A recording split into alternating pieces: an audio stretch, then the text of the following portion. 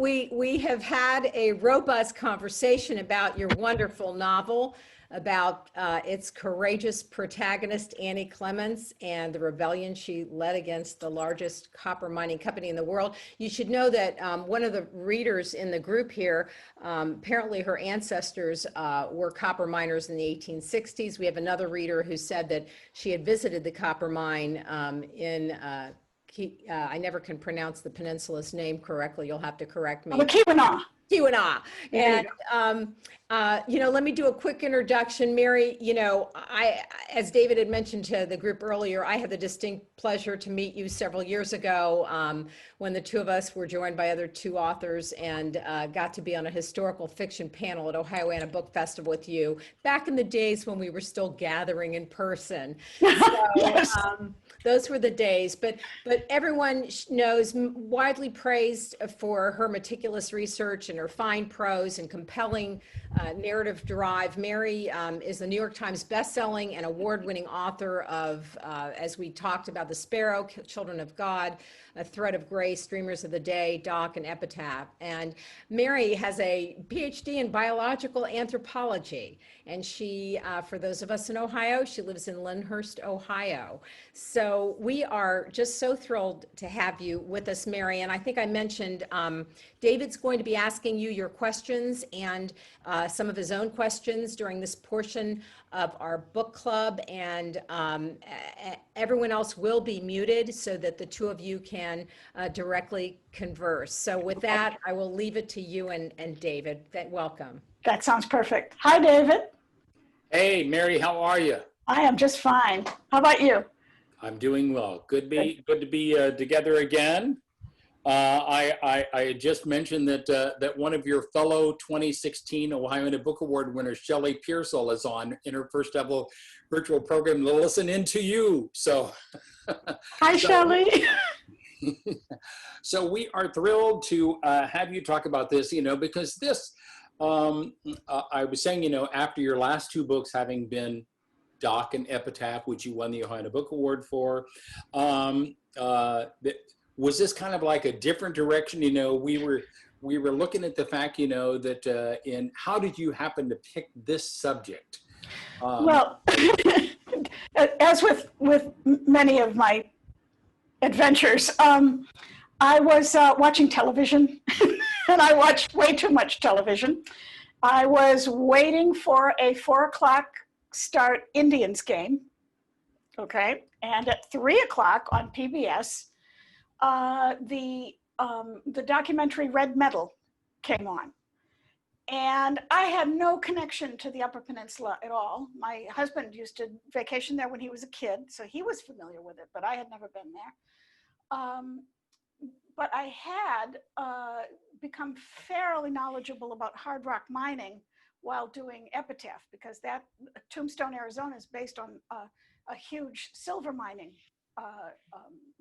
industry. So I'm watching this documentary, and I saw this young woman who was literally head and shoulders taller than anybody else around her, leading the daily parades of the mine workers striking parades. And I went, wait, she's 25 years old. She's a woman. It's 1913. And she's out in front.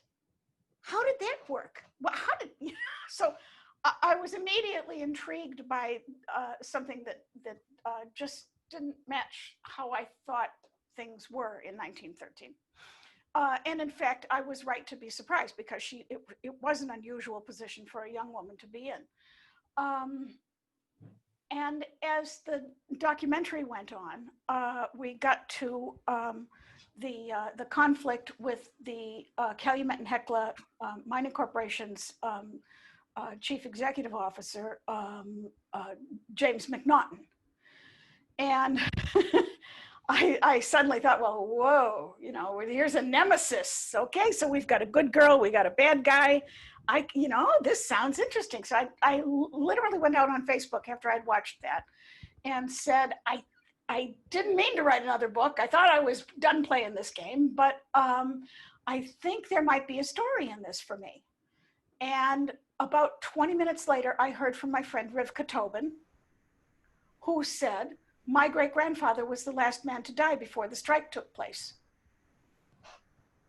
And I said, I need to take you out for breakfast tomorrow because I really need to know your family's story. So she met me the very next day, and she brought a folder full of information. I have the pictures of her grandmother and her great-grandmother, all of these people who were part of this story. And their story is told in the book. It's the Cavisto family. So it's Jack Cavisto, his mother Matilda, his father Solomon, and I have pictures of their gravestones that Rivka sent me.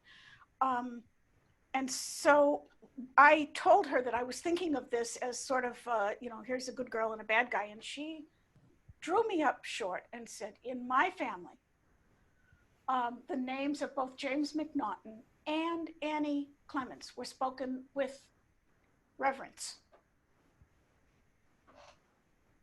And that rocked me back a little bit. I said, okay, I gotta change. I gotta adjust an attitude here. Tell me why. And, because I understand Annie, but she said, no, actually, they were not Union. That family was not Union. They came from a place in Finland where they had been used as strike breakers. And so the father who died, Solomon Cavisto, was not a Union man. But Annie showed up for them, for the family, with food, with help, even though they were not Union members. And they were deeply grateful to James McNaughton for making that offer of, as long as you have one of your sons, one male member of the family working in the mines for the next 50 years, you get free title to this clapboard house that you're living in. And they thought that was a terrific deal. Now, to me, that was appalling. There's basically, she's indenturing her children for 50 years. But the family themselves, she personally, Matilda, thought that was a very fine thing for him to have offered. So just getting that far into the story made me understand that there's something here to tell. There's a lot of interesting things about this. It is not a straightforward story, and I need to do a lot more to understand what the whole context of this is. So that's how I got started on it. At that point and everything we talked about, that one of the questions and observations, was about the terrible Italian Memorial Hall disaster and everything. Were you aware of that when you first started into this story and everything? Because that is such one of the ugly period. Yeah, it was mentioned in the in Red Metal in the documentary that I watched, and of course it's the subject of a famous Woody Guthrie song, which I wasn't familiar with any of these things. That I went into this almost dead cold. I mean, just with no background information about it at all. But I knew that was going to be where I had to end up. So it was out there. If I'm going to tell this story, I have to tell the story of those children. I can't just go around the edges of it. I have to make people look at it and feel it. And that was a section of the book that had to be written very carefully and rewritten until I found a balance between the horror. It's almost like, I remember watching Platoon, and that famous scene where the sergeant is falling backwards. He's been killed, and they're playing the Adagio, Barber's Adagio. You have to kind of make the visuals be there, but you have to pull back. You can't be too histrionic about it. So that was the balance that I needed to find. And I felt that what really drove it home was the memory of the coroner, who was never able to look at the bare feet of his children after Italian Hall. And so that was, I had to keep pulling away, show you different versions of it, people seeing it from different angles. And so the reader is able to make a more rounded version of the story in their own heads. Such a shocking thing. And we had mentioned about the fact, you know, that it was just a few years after the Triangle Shirtwaist Fire, you know, and one of the terrible, you know, things, you know, about all that, how many of those tragedies happened to these, in many cases, these immigrant workers who Over were and looked over at and as over. being lower than even African Americans were. Well, it depends on what part of the country, but Yeah. yeah. I mean, for example, one of the things that was interesting to me is that at that time, when I described McNaughton's attitude towards his immigrant laborers, that's accurate. And at the time, the palest blondes from Scandinavia were not considered white. Yeah. You know, it wasn't really about race; it was about class at that time, and so that was interesting to me. And of course, the Italians. I'm of Italian background myself, and my mother was disowned for marrying an Italian Catholic in 1949 because he wasn't considered white. And so there's a lot of things that have changed that people forget. You know,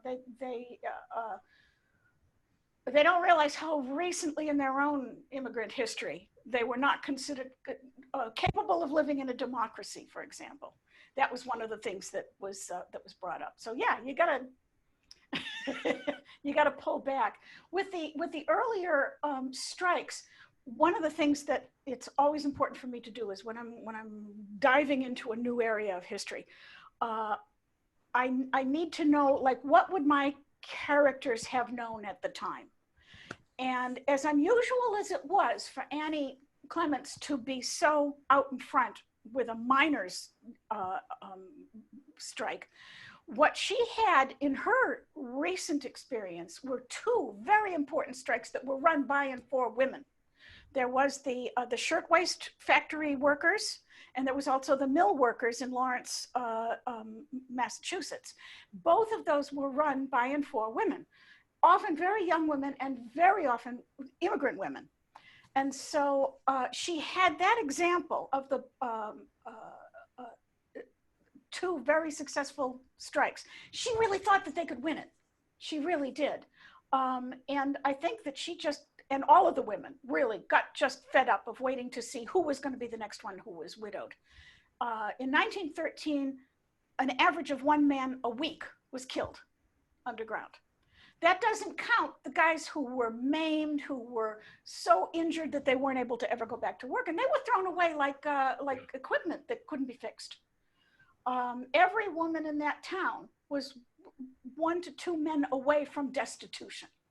And so after a while, you get to the point, like Annie says, where we're going to have to do this. Our guys are down underground. They can't hear one another because it's so noisy. They're in the dark. They're separated. Women talk.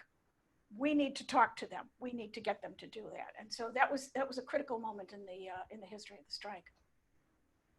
Fascinating thing, and how they did it. And it was pointed out and everything. Yes, you know, it was amazing that the women did this, but as you're basically saying, if the women didn't do it, it wouldn't have been done. It wouldn't have happened. It wouldn't have happened. The men were called the United Western Federation of Miners quite rightly pointed out that it was going to fail. You know, I mean, that was something that they knew from the start. The men, okay, they didn't want to run this. They didn't have a strike fund. They didn't have. They knew that the company was sitting on $3 million worth of cash, which was an immense amount of money. It's not bad now, yeah. But the docks were full of copper ingots. It was a dumb, and it was June, July that they were talking about going out on strike. They were headed right into these horrific UP winters, where it's not unusual to get 10 or 15 feet of snow. And so it was the wrong time. But I think that all the women were just like, if we wait 2 more years, that's another 650 men dead. Is that what you want? We don't want that. And so that was their take on it. It was now or never, let's go, let's do this.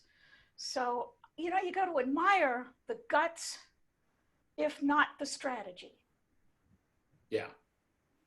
Well, and of course, the thing is, like, as you were saying, the women doing this because of the men were working. I was stunned, that back then there was no weekend. It was Monday to Saturday you work. Sunday was your one day off. Your day was much longer. So, and everything you had came from the company. Absolutely. It was like coal miner's daughter. I was watching, Right, exactly, exactly. Father, yeah.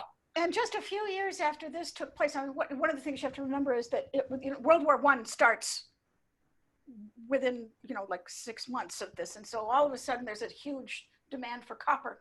But just a few years after what happened in Calumet, you had American troops. There's so many little echoes of today. You had American troops firing on West Virginia miners, coming in with Gatling guns, with machine guns, killing and just firing into the tents of striking miners.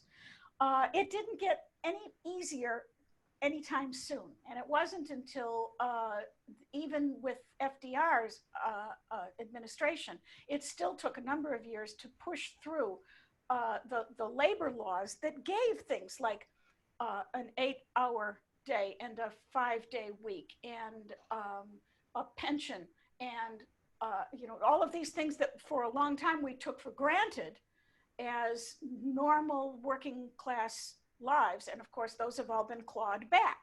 And you see the same kind of corporate desire to bust unions however they can, to get in there, and they'll spend millions to convince their workers, you don't need a union.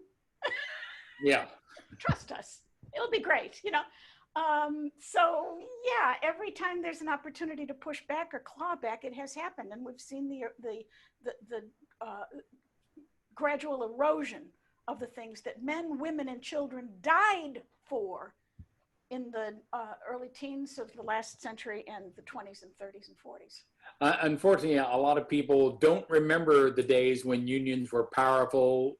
Like I was a kid in the 50s. My dad worked for Timken Roller Bearing Company and Jeffrey Mining and Manufacturing and all those places like that, where the middle class was built in large part thanks to pensions and other things that came through legislation. Safe working conditions and the ability to go out on strike, just to bargain collectively. I mean, that was one of the things that was interesting for me, to try to see what they were really looking for. And I talked to guys who had been involved with union bargaining on both sides. I wanted to see how, what would you tell these people? What would you tell these people? And the idea that the corporations don't ask for a vote of every shareholder. They have a board of election, or a board of directors. Directors, there you go. And so you're looking, that's all the unions are asking for. We want to be able to bargain collectively. Our union officers will bargain with your board of directors, and then you've got just a few people hashing out a deal. Why is that so terrible? And you get the reaction from James McNaughton: grass will grow in the streets of Calumet before I recognize a union. I loved your remark that if he were alive today, he'd be the Secretary of Labor. Yes. So yes, that kind of crazy juxtaposed thinking and stuff. Yeah, right. That we're putting people in charge of things and everything when they're against their main job is to destroy their department. Yes. Yes, indeed. Hey, somebody had a question. Do you believe did someone really in the Italian Hall cry fire? Yes. Yes. Yes. Yes. To this day, we don't know who. And I've read the aftermath, and when people were saying it was a man in a dark coat with a white button on that said he was a member of Citizens United, and all of that's absolutely accurate. That comes right out of the court transcripts. I needed to come up with a way to say how that might have happened. We don't know. Nobody knows. It could have been somebody who just went up to spoil the party. I didn't want to go there. I thought that it might be more interesting to show how one person might just have gotten drunk on Christmas Eve and decided that, you know, he was going to go up and you fire me, you know, and he's in his mind, he's going someplace, and then to have it be absolutely random that all these children died. But the idea of making it into a false flag, you know, oh, well, the Union did that for sympathy. Yeah, let's kill 59 of our children to get more publicity. I don't think so. But it's a common tactic used to delegitimize any claim to power that people might have. A question here from Sarah to everyone. From what I can see, we just have 2 men on the call today. Mary, what can we do to get more men interested in the stories of women who have shaped history? Because hopefully we will help shape the future. Put it in their hands and nag. Buy them a book and give them a quiz afterwards. It's a fantastic story.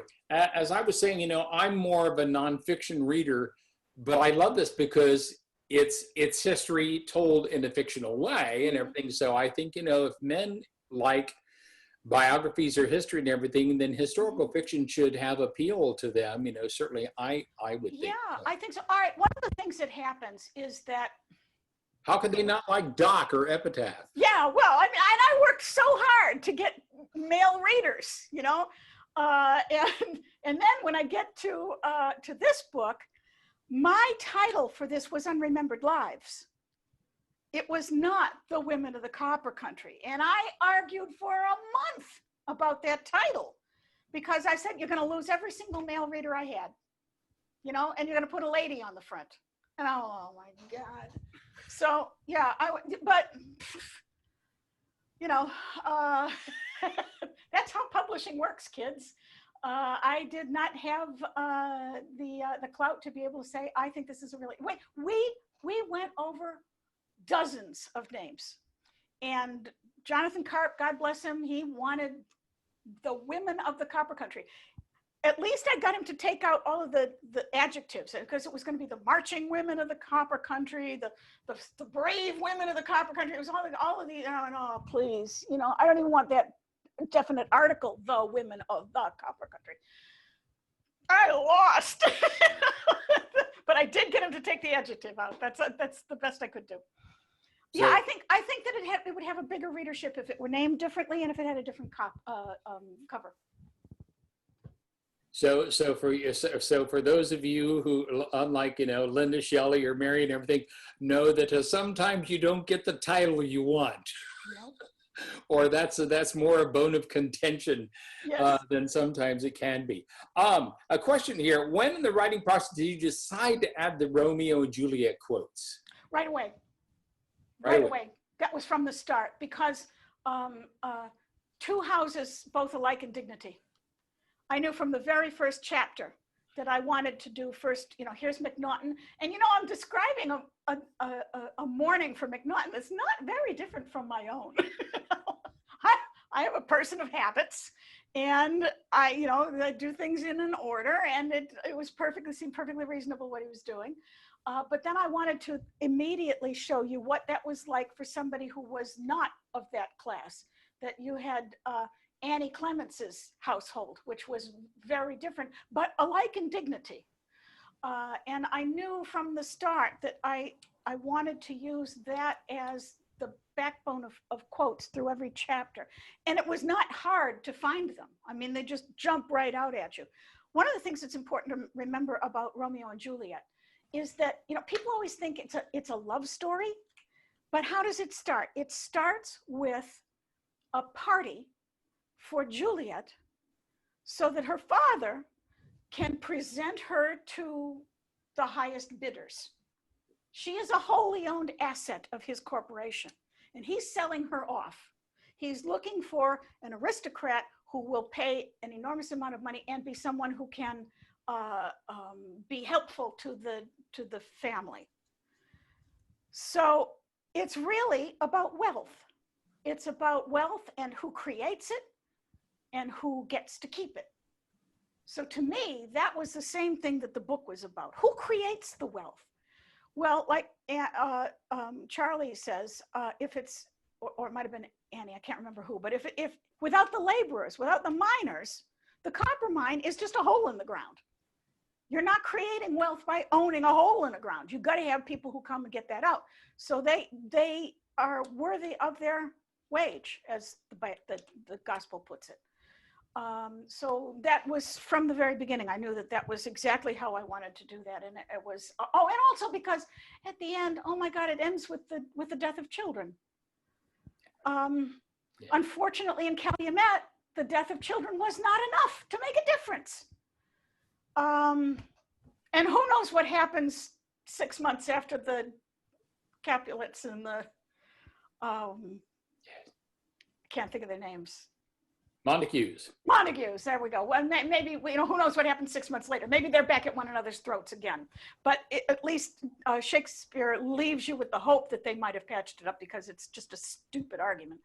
But in fact, maybe it didn't. We have no way of knowing. So it ends with dead children, and that is, they are the ones who pay the price for the enmity of the adults. a question here. Please ask Mary if Annie Klobuchar Clements is an ancestor of Amy Klobuchar. No. We checked. I really hoped that there was a connection. But Facebook again. It's evil, but it's useful too. I have a whole bunch of people who follow me on Facebook, and I said, have I got any genealogists out there?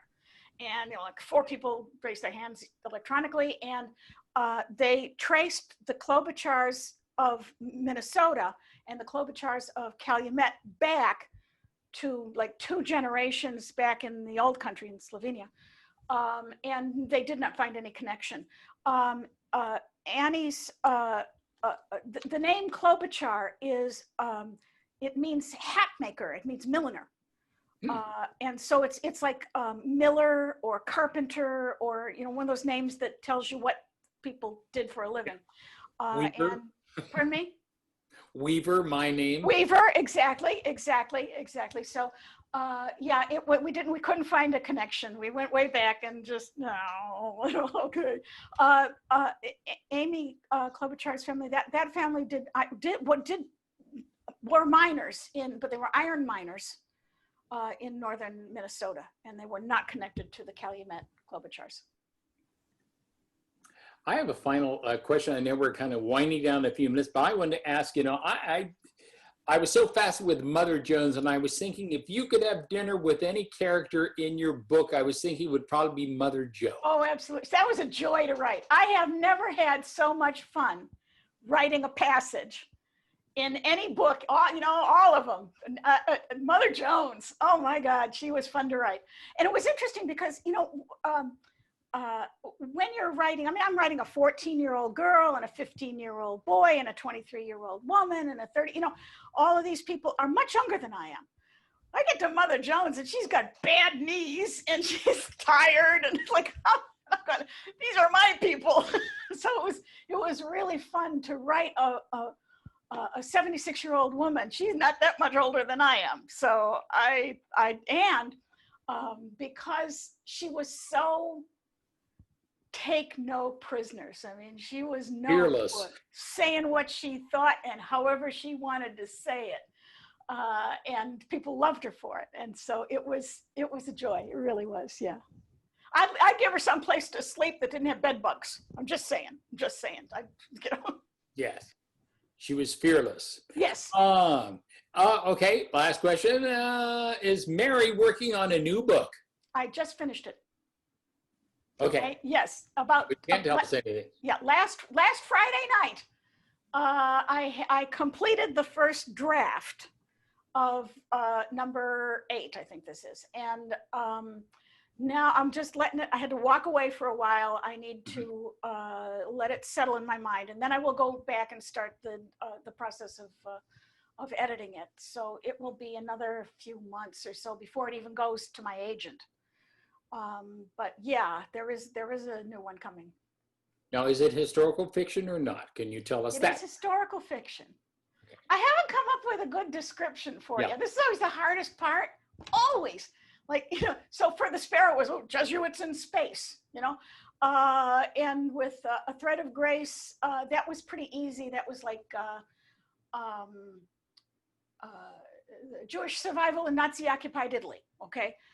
Dreamers of the Day, that was a hard one because it's like the 1921 Cairo Peace Conference. And everybody's like,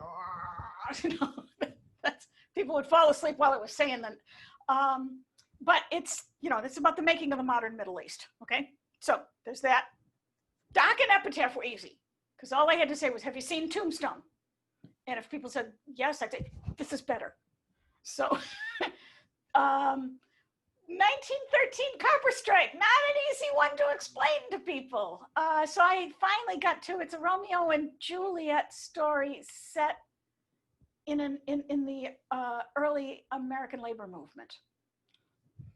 Not really terrifically accurate, but okay. So this one, it's about, all right, we'll see if everybody shudders. It's about Pontius Pilate. Yeah. Fascinating. And I'm trying to come up with like a snappy phrase for it. And the best I've come up with so far is all crucifixions matter. I don't know, that might just like put everybody off. I may have to really rethink that. But yeah, it puts the crucifixion, the capital C crucifixion, in its Roman political context. Yeah. So there we go. We'll have to see if anybody wants to publish this one. Well, Mary, thanks so much. It's been great being with you, and cheers, kudos, best of luck on continued success and the new book, All Crucifixions Matter. We'll be looking forward to it in our It's bookstore. memorable. It might be really offensive, but it is memorable. Thank you. Thank you all and thank you, Linda, for having me, and Maddie, thank you.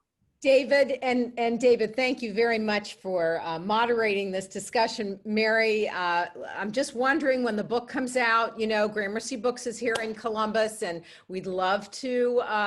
Hopefully, we will be maybe past virtual. So I hope so. Yeah. think of us, okay?